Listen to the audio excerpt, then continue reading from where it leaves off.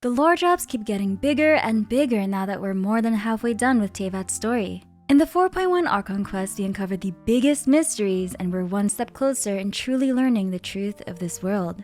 This video will contain a summary of Act 3 and 4 of the 4.1 Archon Quests, and I'll do my best to leave theories at the end of each summary section so as to not confuse canon information with theory crafting. I'm your leify lore streamer Minsleif, and I read the Genshin Impact lore so that you don't have to. Please keep in mind this is a leak-free zone, so any and all information included in this video is either confirmed by Hoyoverse or speculative in nature. No leaks, only drip. Act 3 starts with Paimon suggesting they rest at the Spina di Rosula base in a room that Navia had prepared for them. While on their vacation, a woman named Isadora delivers an invitation from Monsieur Neuvillette to play Remuria.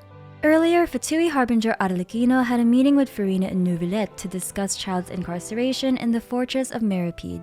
She requested Childe's custody, which was denied by Neuvillette since the trial had already concluded. She then requested to enter the fortress of Meripede to check on Childe's condition, but was also denied by Neuvillette, since the fortress of Meripede operates outside of the court of Fontaine's jurisdiction. He does, however, offer to send an informant into the fortress to investigate Childe on her behalf. This is where Traveler and Paimon come into play. Apparently, Childe has disappeared under unknown circumstances. As friends of Childe, Neuvillette figured the pair would want to helm this investigation. He offers to compensate the pair to the highest degree that the court can offer if they agree to infiltrate the fortress of Meripede. The duo agrees, and Neuvillette offers to press false charges on them for easy access, and cake, which Paimon immediately eats. The duo head to Café Lucerne to have a feast before they're subject to prison food for several days, and there they meet Charlotte. Charlotte offers to pay for their meal if they can give her information on the prison's famed warden, the Duke.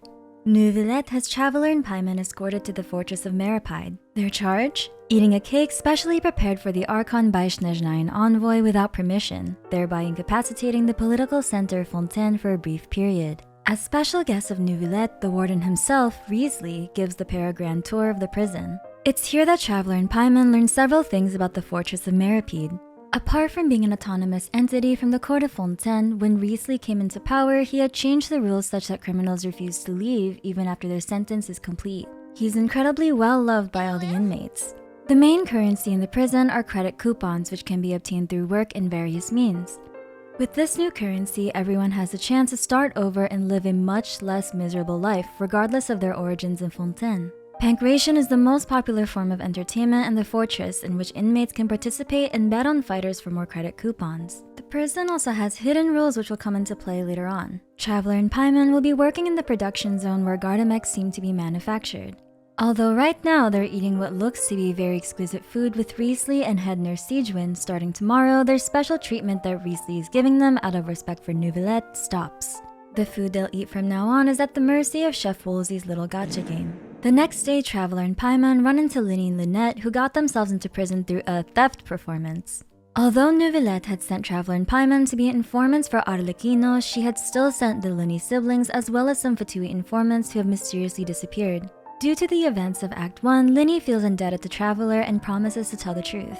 The prison has a forbidden zone, which was allegedly built to keep something a secret. Apparently, Arlecchino was able to confirm that Furina does not have the hydrognosis, which has led her to believe that the gnosis must be hidden beneath the fortress of Meripede. This is her true reason for searching the fortress, with Childe's incarceration being her cover.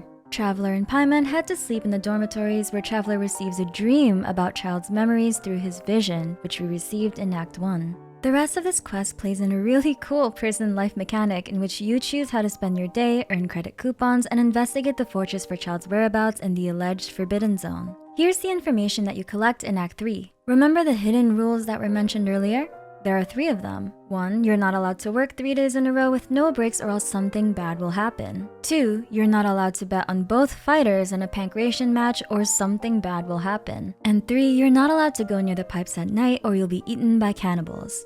Of course, in true main character syndrome fashion, Traveler and Paimon put all 3 of these rules to the test. If you work 3 days in a row with no breaks, your meal is mystery meat, which looks kind of gross. If you bet on both fighters in a pankration match, you will receive a bottle with liquid that eerily resembles blood. For the 3rd hidden rule, Traveler receives another vision dream of Childe escaping the fortress through pipes. The pair investigate the pipes at night only to find 3 people who apparently worked for Childe. The cannibal rumor was a ruse to protect Childe as he escaped through the pipes. Last time they saw him, he claimed to have heard something calling him. If you listen closely, it sounds like the call of the abyssal whale he mentioned in Act 1. The pipes have since completely flooded since Childe's escape, to which Traveler and Paimon ask expert diver Furina to investigate. This is where Act 3 ends. Since Act 3 was mostly a precursor to Act 4, I'll save theory crafting for the very end of this video since a lot of the theories are dependent on information from Act 4. 4.1's Archon Quests feel more like a slow burn in comparison to 4.0, but it's not a bad thing at all. The intel you gather in this quest come together in the next quest, Trust. Act 4 starts with Traveler and Paimon trying to gather more intel in the prison's forbidden zone. They talk to the gossip guru Bombshell Bros and learn that there are two suspicious people, Jurieu and Lorvine, who hang out in the infirmary way too much. Sijun is the head nurse and is close to Riesli, so it seems like the two would be likely candidates who'd know of the forbidden zone. Traveler feigns illness to infiltrate the infirmary to get more information from Sijun, Jurieu, and Lorvine. Other than a mysterious-looking trapdoor and the fact that Sijun is a Melusine with human characteristics, they don't really find much else. The pair correspond with Linny, who had also sent Lynette to the infirmary to gather intel. Unfortunately, Lynette and Furina are nowhere to be seen. A note on the ground alarms Linny. Apparently, Riesli knows Lynette is from the Fatui and had taken her away. The group rushes to Riesli's office and Sijun observes with a nefarious smile. As a Melusine with heightened senses, she was very aware of Traveler pretending to be sick and played dumb. Riesli admits to having both Lynette and Furina and offers Linny a proposal for their safety. Fatui intervention at the fortress has become extremely bothersome. If Linny can convince Arlecchino to come down for a talk, he can guarantee his sibling's safety. Linny is inconsolable, so Traveler intervenes. Riesli, honoring Neuvillette, agrees to hear Traveler out under the condition that they can answer his questions. His first question: what is the truth behind the hidden rule about not working for 3 days straight or something bad will happen, as in you receive mystery meat? Now this is where Fontaine's cool detective mechanic from the previous Archon Quest come into play. From the information gathered across their stay in the fortress, Traveler is able to conclude that Sijun visits the cafeteria and tries to reward hard workers with a special meal. Unfortunately, since she's a Melusine, her concept of aesthetics wildly differs from humans, thus a meal that might look appetizing to her might not necessarily appear so to her human recipients. Riesli's next question concerns the hidden rule of not being allowed to bet on two fighters in a pancration match, or else something bad will happen, as in you receive a blood-colored liquid. Apparently, this liquid is a new trial Fanta drink. Fanta offered to sponsor pancration matches so they could test their new product. However, Fanta promoters have no idea how valuable credit coupons are and that anyone smart would never use their credit coupons on Fanta. Thus, it was decided that only someone dumb enough to bet on both pancration fighters in the same match would receive the test drink, which has received a lot of controversy from the Fanta company itself since the drink resembles blood. Riesli is impressed with Traveler and Paimon's seduction skills, but his third question completely throws them off guard. What is the truth behind Sijun, Jurieu, and Lorvine? A question that's impossible to answer given the lack of information. In frustration, Linny lunges at Riesli only to be tranquilized by Sijun. Clorande enters the scene with an unconscious Furina, and Sijun is able to deduce that he had been exposed to an alarming amount of primordial water. According to Clorande, the concentration of primordial water in the waters surrounding the fortress have dangerously increased, but luckily she was able to rescue Furina in time. Lynette shortly arrives, having also been tranquilized by Sijun earlier, and the siblings return to the infirmary to allow Furina to rest. Riesli allows Traveler and Paimon to access the Forbidden Zone, which is actually located beneath his office. The Forbidden Zone contains a large sluice gate which monitors the levels of primordial water, levels which right now are alarmingly high. Here the duo learn the truth of the Fortress of Meripede. When Fontaine was under the control of the previous Hydra Archon Egeria, all the criminals and exiles had nowhere to go. Egeria took pity on them and allowed them to build the Fortress of Meripede to guard her secret. This secret being the Primordial Sea. Riesli states that after learning the Primordial Sea exists beneath the fortress, he had secretly begun constructing a massive ship. An ark, if you will. Heavy inspiration was taken from Remuria, an ancient civilization of Fontaine. We'll cover Remuria more later on in this video. Traveler and Paimon inform the Linny siblings about what they learned and return to the dormitory to rest. They wake up to chaos in the fortress and the Bombshell Bros telling them that everyone has been instructed to evacuate the fortress. The pair head down to the Forbidden Zone and witness Clorande and Riesli trying to hold off a breach of primordial water. Riesli tells them to contact Neuvillette as their defenses are about to collapse. Back at the opera Epiclese, Neuvillette asks Traveler and Paimon to protect Furina as she is currently in a meeting with Arlecchino. Neuvillette takes over the situation at the prison and is successfully able to restrain the primordial water temporarily. Meanwhile, the tea party with Arlecchino mostly consists of her admonishing Furina for being an idle god. While her people were about to die from the recent breach of primordial water, she sat idle eating cake. Arlecchino also asks her why the Orochis Mécanique d'Analyse Cardinal is storing so much indemnitium, all of which Furina has no answers to. As a recap, the Orochis takes people's belief in justice during court trials and converts it into a power source known as indemnitium, which supposedly powers various amenities in Fontaine. Arlecchino leaves Furina and Traveler is able to catch up to her, and she thanks them for taking care of her children, the Linny siblings. She also reveals that she had attempted to kill Furina and steal the Hydrognosis from her, only to find out that she didn't have it, and that Furina seemed cursed. This has led her to believe that Neuvillette might know where the Gnosis truly is, as she doesn't believe he is a true Hydro Archon either. Arlecchino believes her cause to stop the Fontaine prophecy is a noble one, insinuating that they'd be working together in the future. Neuvillette returns, relieved that the situations at the Opera Epiclese and the Fortress of Méripede seem to be resolved, but only for now. He states that he mourns this turn of events and it begins to rain. Traveler remembers Flumine's words from Act 1. Hydro Dragon. Hydro Dragon. Don't cry. Traveler figures out that Neuvillette is the dragon sovereign of water. Neuvillette confesses and reveals that the currently living dragon sovereigns in the world, himself included, do not possess their full dragonhood. When the first usurper arrived to Teyvat, they seized a part of the dragon's power. That stolen power is the basis of the Archon's authorities, 7 Archons and 7 dragon sovereigns. Until the Hydro Archon disappears and returns their elemental authority to Neuvillette, he is unable to stop the Fontainian prophecy completely. Traveler and Paimon return to the Fortress of Méripede to make sure everyone is safe. Riesli invites the pair to rest in their dormitories and chill at the fortress until their sentence is officially over, and they take him up on this offer. That night, Traveler receives one more vision dream about Childe. He is in the Primordial Sea with the Abyssal Whale. This is where Act 4 of the 4.1 Archon Quest ends. This is just an observation, but I noticed that Childe's final vision dream has an empty vision compared to his previous dreams. Before we head into the theory crafting portion of this video, there are 2 plot-relevant stories we should touch up on for context. The story of Remuria and the story of the 7 Dragon Sovereigns. I covered the story of the 7 Sovereigns in this timeline animation video I got to work on with Hoyoverse, which you can watch here on YouTube.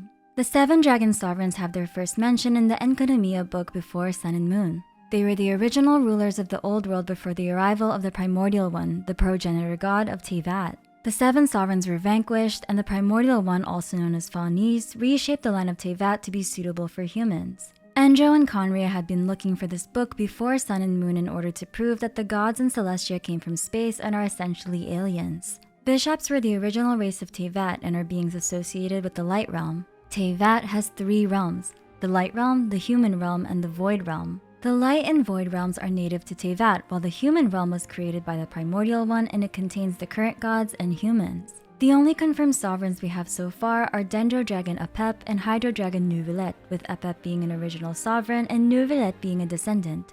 Xbalanque, who was teased in Neuvillette's strip marketing, could be the Pyro Dragon, but that's just a theory and it isn't confirmed anywhere. There's a lot of information regarding the 7 sovereigns, so I'll include what's relevant to this Archon Quest in this video and make a more in-depth video in the near future. Now on to the story of Remuria. Most of Remuria's lore can be found in the text The History of the Decline and Fall of Remuria. After the era of the Primordial One, the progenitor god of Teyvat, humanity began to covet things that belonged to Celestia. As punishment, their cities were destroyed by tsunamis and buried underwater after 100 days of rainfall.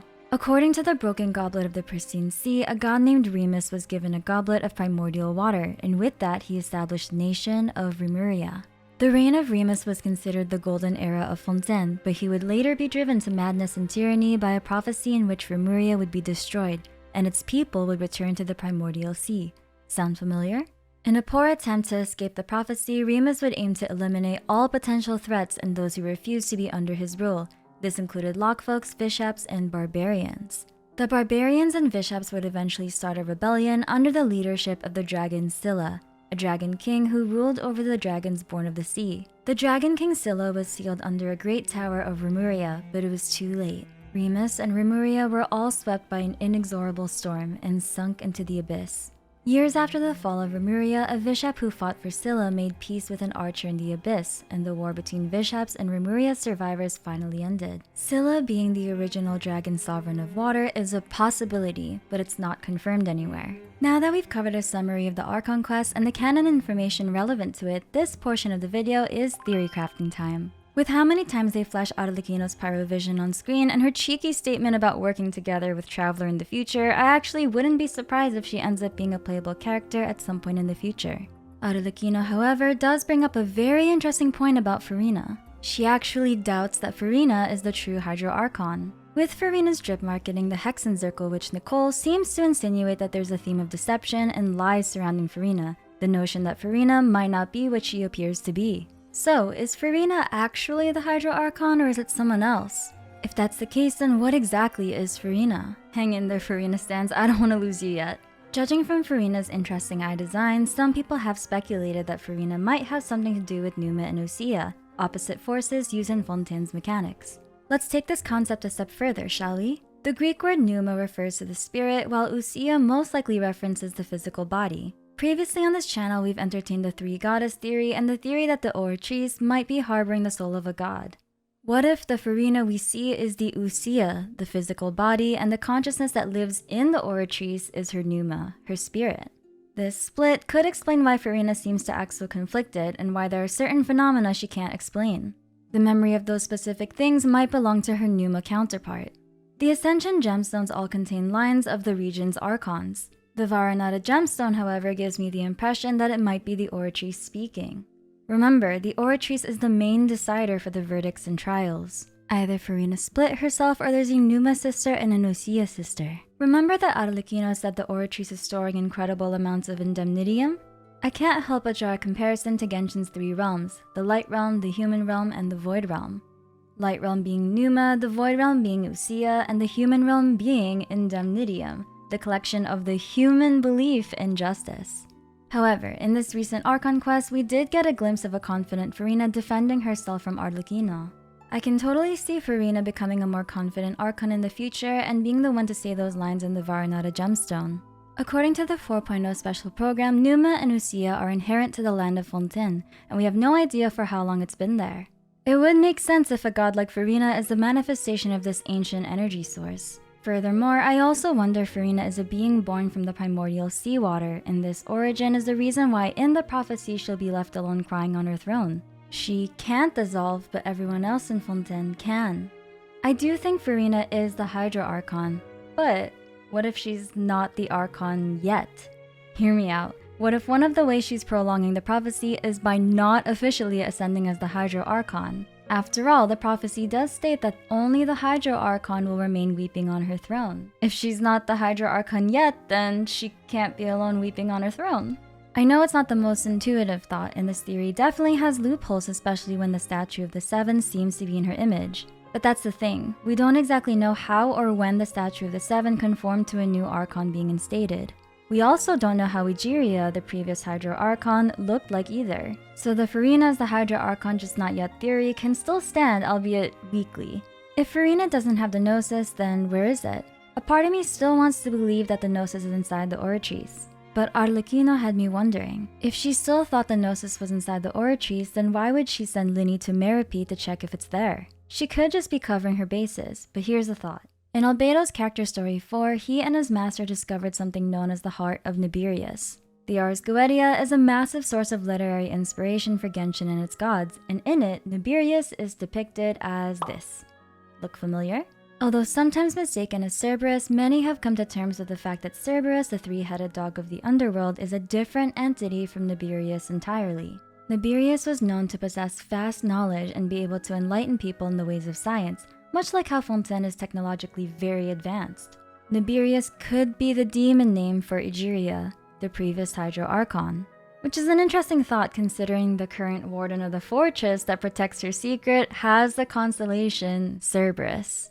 The Heart of Nibirius in the Chinese version of the game uses the same term for a gnosis, or Heart of God, meaning Nibirius could have been someone with a gnosis. That would be an interesting twist in the story if the Hydra Gnosis is MIA and is actually with Albedo's master. Honestly, it was probably safer with the Fatui than with Albedo's master considering her golden track record.